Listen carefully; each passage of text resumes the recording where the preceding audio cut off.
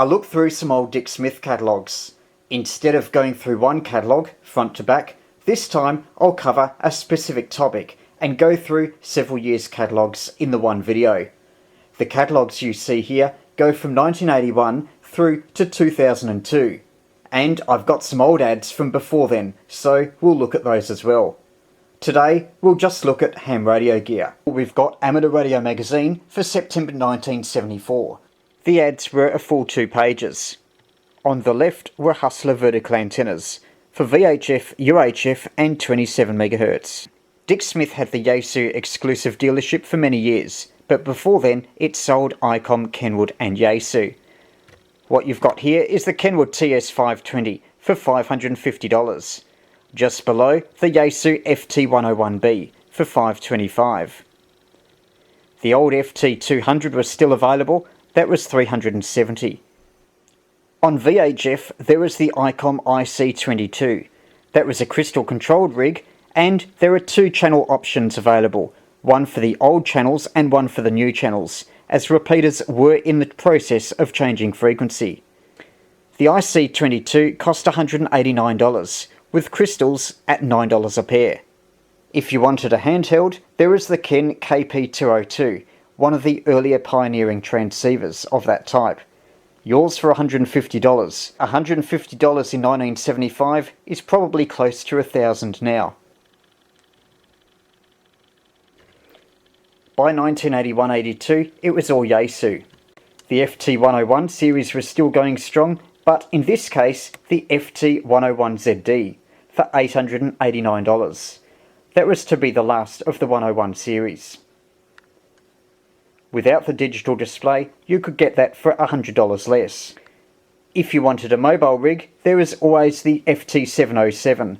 That was $785 and all solid state. That also had 10, 18 and 24 MHz, which were new bands at the time.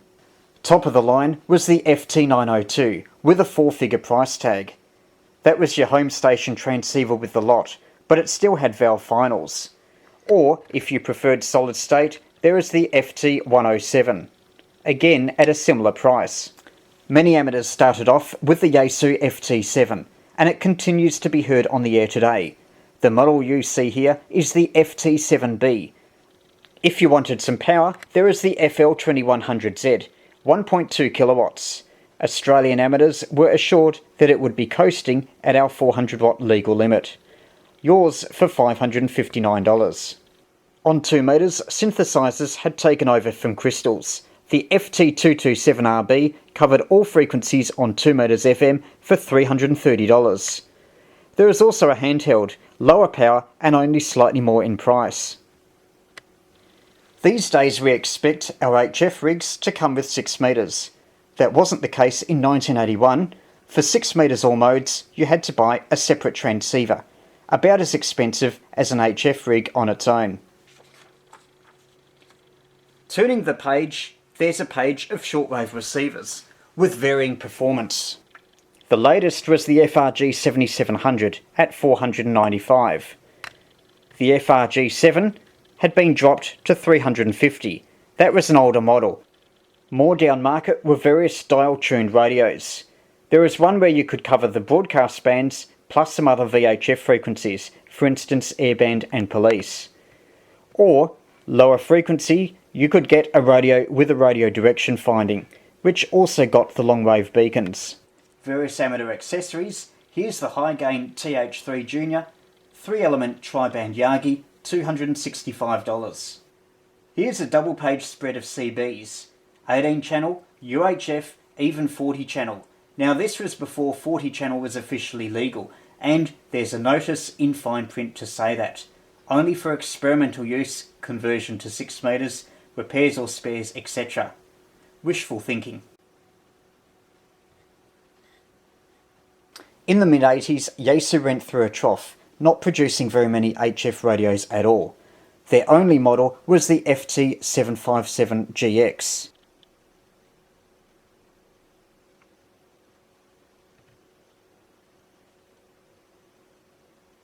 VHF and satellite people, though, with lots of money, could buy the FT727R.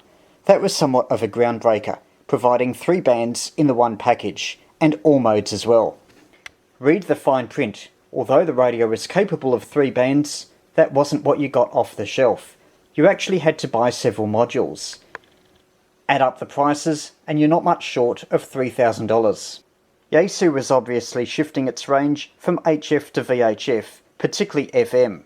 There are more transceivers available, particularly covering 70 centimetres. As the Aussie dollar was plunging, the price of imported amateur gear was going up. Take the FT270RH, a 2 metre only mobile set for nearly $900. In today's money, that would be over $3,000. But if you were on a budget, there is an unknown brand, GV16 1.5 watt 2 metre handheld, for a mere $299. Here's 2 items you might have bought when you were studying, and Morse was still a requirement. The Bottom Novice course was written by Graham Scott, VK3YE, who's still selling stuff today. The CB bubble had burst, and there were much fewer CBs available. You could get 27 meg AM for $129, AM and SSB for $329, or UHF was much more expensive at $399. You could also get a handheld transceiver. None of this UHF stuff, it was 27 meg. In the receiver department, the FRG 7700 had been replaced by the FRG 8800, just under $1,000. Or for VHF, UHF, if you wanted something really good, there was the Yaesu FRG 9600 for $849. Sangean had made its appearance with a portable HF shortwave receiver, and on the right, a VHF UHF scanner from Regency, both under $400. Yaesu's HF range was probably its biggest ever by the early 1990s. There are no less than 4 different HF transceivers and a good choice of VHF and UHF as well. The cheapest was the Yaesu FT747 in a plastic box, yours for just under $1,300. Next was the 757GX2, just under $1,800. You could also buy an automatic antenna tuner with that. Top of the line, and possibly setting a new price record for Yaesu, was the FT1000. $5,500, although it was still cheaper than the ICOM IC781 available at the time. Also groundbreaking was the FT767GX. That covered all modes and all bands from 160 through to 70 centimetres. $3,700 would buy it, and there are no extra plug-in band modules required. Or, if you're the 6 metre aficionado, then you could get an FT650, a monoband rig for under $2,400. Still, your interest had to be pretty intense if you wanted to pay that amount for just one band that's dead most of the time. Linears had gone solid state with the FL7000, at a much higher price than the old FL2100Z mentioned before. By the early 90s, commercial manufacturers were starting to get into 23 centimetres. The FT736R was around $3,000. That included 6 metres, 2 metres and 70 centimetres. Though, if you wanted 23, that was an extra $900 more. You could get the 2 and 70 centimetre box for just under $1,100, the FT4700RH. Or you could get a 2 metre only box for $569, significantly cheaper than a few years before. There is also the FT912 23 centimetre only mobile transceiver. New for 1991, its price was $899. In the handheld department, on 2 metres you had the FT411E monoband handheld. The FT811 was for 70 centimetres, and for the hand with everything, the FT911 23 centimetres only, just under $900. Such a rig would still be useful today for VHF field days, where you get a lot of bonus points by making 23 centimetre contacts. Rounding off the range was the FT23R, a smaller rig for 2 metres only, at $399, and the FT470 dual bander 2 and 70 for $799. The FT290, an all-mode portable 2 metre rig with its own batteries inside, had its own half page. it was yours for $799. These were popular on VHF field days and can be used to drive microwave transverters. As well as the amateur transceiver range extending, so had the CB range, with both own brand Dick Smith and Uniden products sold. AM radios cost around $100, that's 40 channels on 27 meg. SSB had dropped in price, you could get them for around $200 or $300.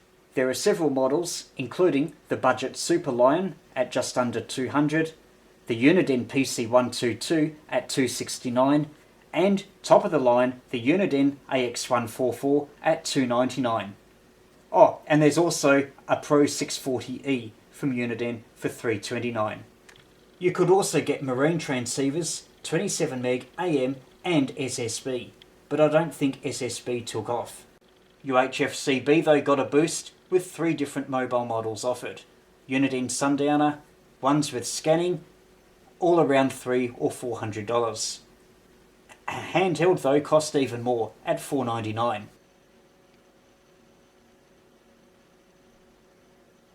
By the mid-90s, the basic HF rig was the Yaesu FT840 at just under $1900. Or, in the middle, an FT890 for just under $2400. You could buy an antenna coupler that was $400, the FC700, and an extension speaker for $269, really just a big box with a lot of air. The flagship HF rig was the FT990, HF all modes, for just under $4,000. Or if you're a VHF specialist, you could get the FT736R. It came as 2 meters and 70 centimeters as standard, but you needed to pay extra with modules for 6 and 23. Now onto VHF mobile transceivers, you could get both the FT2400 or the FT2200 for $699 a piece. Or if you wanted 2 meters and 70 centimeters in the one box, you could get the FT5200. It was more than twice the price though of a single band rig. The FT290R was still there, but had jumped up in price to just under $1,000. In today's money, maybe double that. In the handheld department, Yaesu were really doing very little in the mid-90s. You had a choice of just 2 models, the FT11, a 2 meter only handheld, and an FT530, 2 meters and 70 centimeters only. The prices $699 and $999. A far cry from a few years before, where there is a large range of handhelds for all bands including 23 centimeters. We haven't looked at antennas for a while, but you could still buy mainly vertical antennas, both VHF and HF. On the right is a Hustler antenna, a trap vertical for $349. On the left are various Brainer antennas for the VHF and UHF bands. On shortwave, the FRG100 had made an appearance, available for just under $1,200. For VHF-minded people, the FRG9600 was still there. The mid-90s was probably around the heyday period of scanning. You could buy handheld synthesized scanners for reasonable prices, and there is a big range stocked. They ranged from under $200 for a basic run with few memory channels, up to over $1,000 for an AOR that seemed to do everything. There is also the Uniden 9000, a very popular and quite good performing radio. Since then, scanning dropped in popularity. Some users went to mobile phones, while others trunked, encrypted or digitalized their transmissions so they could no longer be heard on an easily available scanner. There is still a reasonable range of CBs available, ranging from under $100 for an AM set to around $200 for an SSB set. Into the 2000s, the bulky but mid-range FT920 was yours for around $2,900. Or if that wasn't good enough, there is the FT1000MP. That was just over $4,000. Yaesu's basic rig continued to be the FT840 for just under $1,600. But below is a new entrant, the FT100. That was an all-band, all-mode rig from 160 meters to 70 centimeters. It was Yaesu's answer to the popular ICOM 706, which came out in the mid-90s. Then there is the popular FT847, a mid-range rig that did everything, on all bands from 160 through to 70 centimetres. It was particularly marketed at satellite operators. Yaesu's VHF-only range was still limited. There is the VX1R, a micro-sized 2 metre 70 centimetre handheld, and the VX5R, 6 metres, 2 metres and 70 centimetres. In the mobile department, there is also a choice of two, both 2 metres and 70 centimetres. The FT90R on the left was tiny. It looks smaller than its microphone. The FT8100 on the right was a bit bigger. Its main benefit is it could do full duplex. Both around $1,000. Scanners continued to take up 2 pages, with a variety of handheld and base scanners being available. Uniden was the main maker, although there was the AOR 8200 at the top of the line. Moving a bit later, the FT920 was still there. Note that FM was an option, at a price of $3,126. It was a big leap up to the top of the line though, with the FT1000MP Mark V at, wait for the price, more than double at $6,500. That would have been Yaesu's dearest transceiver to date. At the other end of the scale, in size, power and price, was the FT817. That proved to be a classic rig. With only slight modifications, it continues to be a current model. Just underneath is the FT100, but this time the D model, just under $3,000. Or, if you're willing to have a little bit more size, but some extra features and an easier to use rig, there is the FT847, still there at $3,436. In the VHF FM range was the FT1500. It was a no-frills, rugged, 2 metre VHF mobile transceiver, $436. Otherwise the range was unchanged, with the FT90R and FT8100R still being there. As for handhelds, there is some change, with the VX1R, the very tiny 2 metres and 70 centimetre handheld, being replaced by a VX150, a larger, chunkier, more powerful, but 2 metres only set. That was $345. The VX5R is still there though. That covered 6, 2 and 70, and for $687. ICOM had a rig, a 4-band handheld, that covered 6, 2, 70 and 23, but I think at a much dearer price. There are some new models in the scanner department to reflect the rise of trunking. There is the Uniden 780 XLT for $649. That was a desktop trunk tracker scanner. Or you could get a handheld trunk tracker, the Uniden 245 XLT for $529. Yaesu also entered with their VR500 multi-mode scanner receiver. It looks a bit like a Yaesu VX5R, but it's an all-mode receiver covering HF, VHF and UHF. AOR is still there with the 8200, this time at $1,275. Not too long after this catalogue came out, Dick Smith Electronics changed direction. It relinquished the Yaesu dealership and got rid of electronic parts a little bit later on. Dick Smith now is purely a consumer electronics store. Those after electronic parts go to Jaycar, while those after amateur radio gear go to the few remaining specialist amateur dealers left or go online.